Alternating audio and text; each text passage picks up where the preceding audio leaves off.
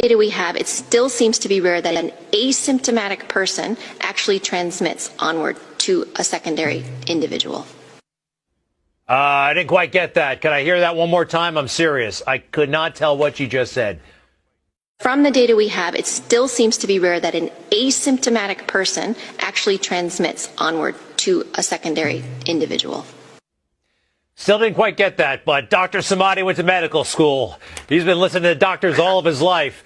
Doctor, I believe the headline from the World Health Organization is asymptomatic people are not infectious. They're not going to spread the disease. Is that what the WHO is saying? Yes, that's correct, Greg. Look, you and I have been going at this since February of this year. We've covered more than hundreds of these segments on Newsmax TV. The most important segment about what we're going to be talking about COVID is probably tonight, because they're taking a 360-degree turn, and WHO is announcing, and this is a big news, that asymptomatic people out there are not contagious. Remember, because we didn't know who would be passing this virus or not, we made everybody do something called social distancing. This is a new word that you've heard of it, and it came to our life a few months ago. We made everybody across the board to wear masks. At the beginning, we said if you have symptoms, you wear the mask to protect others, and then we gave in because CDC and everybody kept changing back and forth. We also made everybody to go for testing. We need 300 million tests the next day, or else we cannot reopen our country. And guess what? This thing is very important. It's a breaking news that if you are not symptomatic and you don't have any symptoms of fever, chill, shortness of breath, or any of those symptoms we've spoken about, the risk of passing it on to other people and being contagious is very rare.